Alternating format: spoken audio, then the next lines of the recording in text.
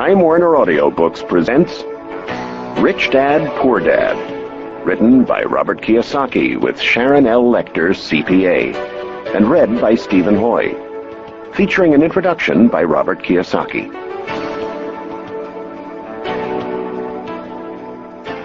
I had two fathers, a rich one and a poor one. One was highly educated and intelligent. He had a PhD and completed 4 years of undergraduate work in less than 2 years. The other father never finished the 8th grade. Both men were successful in their careers, working hard all their lives. Both earned substantial incomes, yet one struggled financially all his life. The other would become one of the richest men in Hawaii.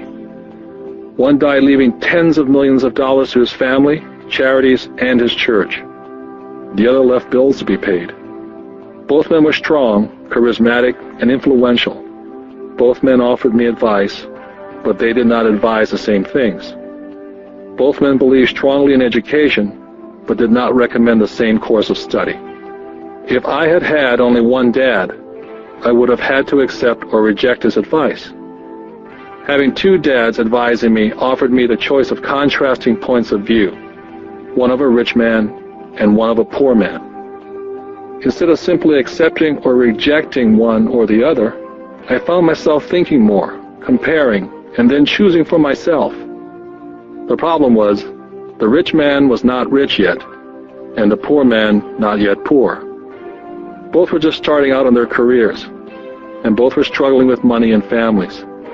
But they had very different points of view about the subject of money. For example, one dad would say, "The love of money is the root of all evil." The other, "The lack of money is the root of all evil."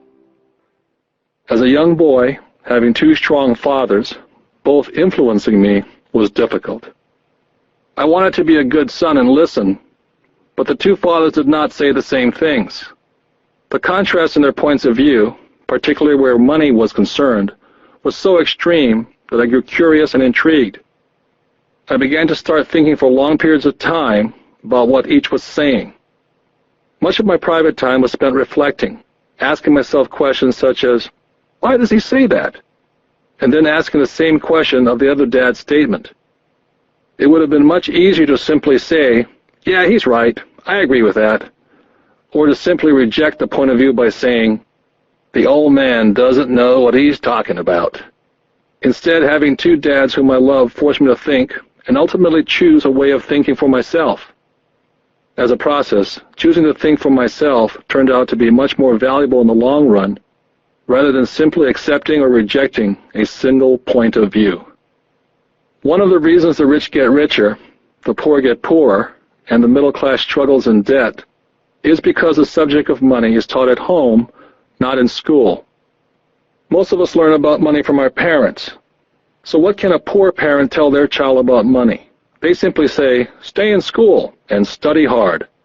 The child may graduate with excellent grades, but with a poor person's financial programming and mindset. It was learned while the child was young. Money is not taught in schools. Schools focus on scholastic and professional skills, but not financial skills. This explains how smart bankers, doctors, and accountants who earned excellent grades in school may still struggle financially all their lives. Our staggering national debt is due in large part to highly educated politicians and government officials making financial decisions with little or no training on the subject of money. I often look ahead to the new millennium and wonder what will happen when we have millions of people who will need financial and medical assistance. They will be dependent upon their families or the government for financial support. What will happen when Medicare and Social Security run out of money? How will a nation survive if teaching children about money continues to be left to parents, most of whom will be, or already are, poor? Because I had two influential fathers, I learned from both of them.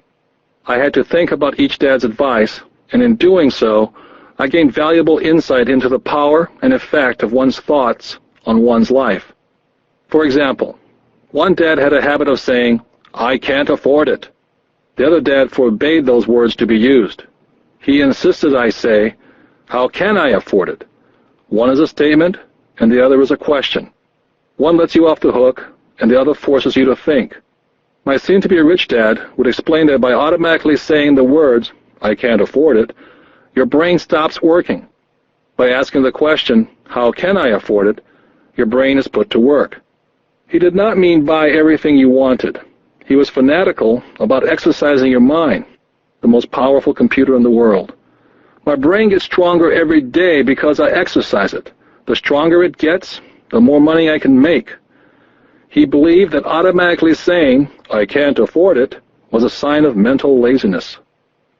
Although both dads worked hard, I noticed that one dad had a habit of putting his brain to sleep when it came to money matters, and the other had a habit of exercising his brain. The long-term result was that one dad grew stronger financially and the other grew weaker. It is not much different from a person who goes to the gym to exercise on a regular basis versus someone who sits on the couch watching television. Proper physical exercise increases your chances for health, and proper mental exercise increases your chances for wealth. Laziness decreases both health and wealth. My two dads had opposing attitudes in thought. One dad thought that the rich should pay more in taxes and take care of those less fortunate. The other said, taxes punish those who produce and reward those who don't produce. One dad recommended, study hard so you can find a good company to work for. The other recommended, study hard so you can find a good company to buy. One dad said, the reason I'm not rich is because I have you kids. The other said, the reason I must be rich is because I have you kids. One dad encouraged talking about money and business at the dinner table. The other forbade the subject of money to be discussed over a meal. One said, when it comes to money, play it safe and don't take risks. The other said, learn to manage risk. One believed, our home is our largest investment and our greatest asset. The other believed, my house is a liability, and if your house is your largest investment, you're in trouble. Both dads paid their bills on time, yet one paid his bills first, while the other paid his bills last. Being a product of two strong dads allowed me the luxury of observing the effects different thoughts have on one's life. I noticed that people really do shape their life through their thoughts. For example, my poor dad always said, I'll never be rich, and that prophecy became reality. My rich dad, on the other hand, always referred to himself as rich. He would say things like, I'm a rich man, and rich people don't do this. Even when he was flat broke, after a major financial setback, he continued to refer to himself as a rich man. He would cover himself by saying, there's a difference between being poor and being broke. Broke is temporary, and poor is eternal. My poor dad would also say, I'm not interested in money, or money doesn't matter. My rich dad always said, money is power. The power of our thoughts may never be measured or appreciated, but it became obvious to me as a young boy to be aware of my thoughts and how I expressed myself. I noticed that my poor dad was poor not because of the amount of money he earned, which was significant, but because of his thoughts and his actions. As a young boy, having two fathers, I became acutely aware of being careful which thoughts I chose to adopt as my own. Whom should I listen to? My rich dad or my poor dad?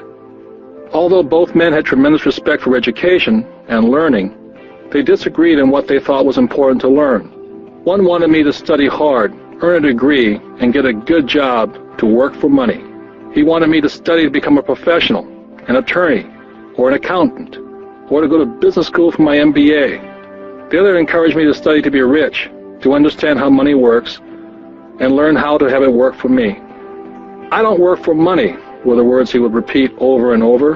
Money works for me. At the age of 9, I decided to listen to and learn from my rich dad about money. In doing so, I chose not to listen to my poor dad, even though he was the one with all the college degrees. Once I made up my mind whom to listen to, my education about money began. My rich dad taught me over a period of 30 years, until I was age 39. He stopped once he realized that I knew and fully understood what he had been trying to drum into my often thick skull. Money is one form of power, but what is more powerful is financial education.